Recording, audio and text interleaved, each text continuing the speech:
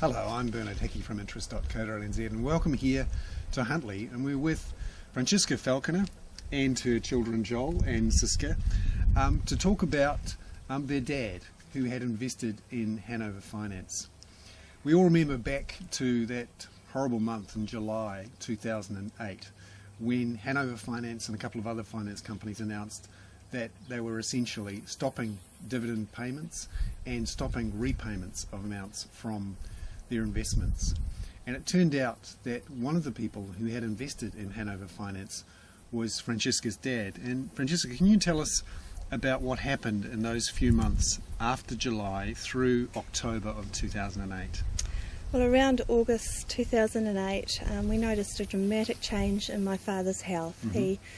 He just couldn't eat. He said the food in his mouth tasted like cardboard and he couldn't swallow. He would often start to choke. So he just stopped eating. Just another couple of funny things sort of started happening, like he had an incident with his car and he panel beated it himself. He was a proud man. He was even embarrassed about what he was driving. So we'd say to our dad, just buy another car, Dad. And he said, oh, look, he'd found one for $500. And we're going, no, buy a good car, because he travelled around a lot. He'd go to the South Island camping. He'd visit us once a fortnight with an Opa lunch.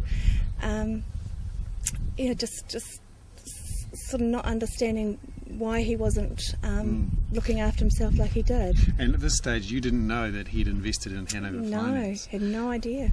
And so then what happened in early October 2008? Well, my sister actually, in the end, took him to the hospital because he became emancipated. He was 6'1", weighed 43 kgs, and he was hospitalised, and there was no medical reason. They did a lot of tests.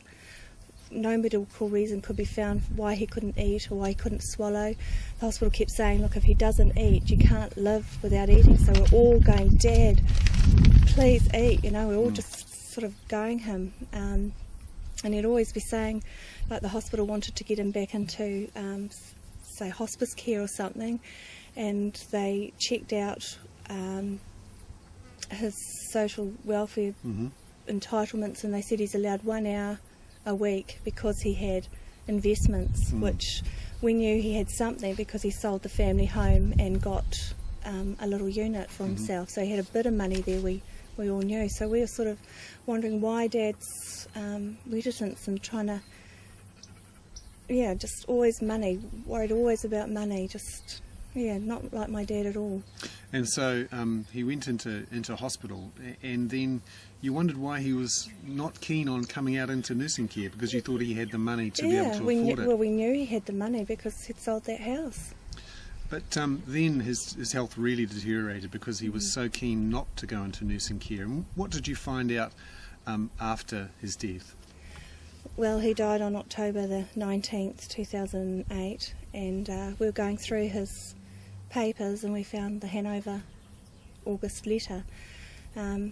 It was quite devastating, really, because we suddenly realised what was going on with our dad, and we had no opportunity then to talk to him about it. A burden shared is a burden halved. We couldn't do nothing. He was gone. And so what do you think had been going through his mind? Because he obviously knew that money, he couldn't get hold of that money, and therefore couldn't afford to go into nursing care. What were your thoughts when you realised that that was the reason why he was so keen on not going into nursing care? Well, sometimes when he'd talk, he'd sort of go like that, and he'd look at you deeply, and you'd know that was Dad. He was going to talk to you, and we'd say, well, what's up, Dad? What's the trouble? And then he'd go, oh, nothing. He must have been devastated because his money was his independence, and my dad lived for his independence. It was everything to him. And once you'd found out that Hanover Finance was the reason why he appeared not keen to go to nursing care, what did you do then? Did you write to Hanover Finance? What were you saying? Yeah, well, if Dad were alive, I'd be picketing those houses. I would be doing a pursuit of honour full on for my dad by sitting in the Hanover offices. I would do everything to get his independence back. But I wrote a letter to Hanover just explaining what happened, and I asked them for the money back in honour of my father. And maybe 3 months later I rang them up and said I haven't got a reply because I want to put it on my father's grave, and they just said no. So what do you think of Mark Hodgson and Eric Watson, who are behind Hanover Finance, and what's your view of them and how they've run the company, and what's happened since they decided to put everything on hold in August? I think they've got a lot to answer for in their advertising campaign. Like depend is a very strong word to use in advertising. These older people can't afford to take huge risks. They trusted, was it Richard Long? They used a very strong campaign about fundraising on depend on Hanover, and I think that these guys have to realise that it's not their money, it belongs to other people, hard-earned money, and they have to realise that they're now in a situation where, is it really their money? Should they be doing more for all these investors? I'd like to lobby the government to do a independent inquiry, and I don't know how to get Inland Revenue involved, but I'll certainly be looking into that too. For these people who Mark Hodgkins and Eric Watson are not doing it of themselves. They're thinking they're putting it in their pockets. It's not right. Now, you went to the meeting in Hamilton of investors in Hanover Finance, and you had a chance to talk briefly to Mark Hodgson.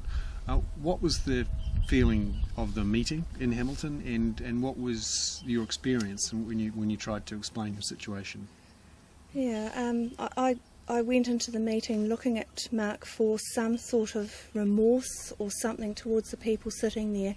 I didn't feel there was any. I could see my white-haired dad and a lot of the people there, and I didn't see him too worried about them. In fact, when he hired those security guards in Auckland, I think he proved that he was worried about himself. We should have had the security guards for those old investors, not for him. He just showed his colours then. When I showed a photo of my dad, he merely glanced at it. I didn't feel anything from him.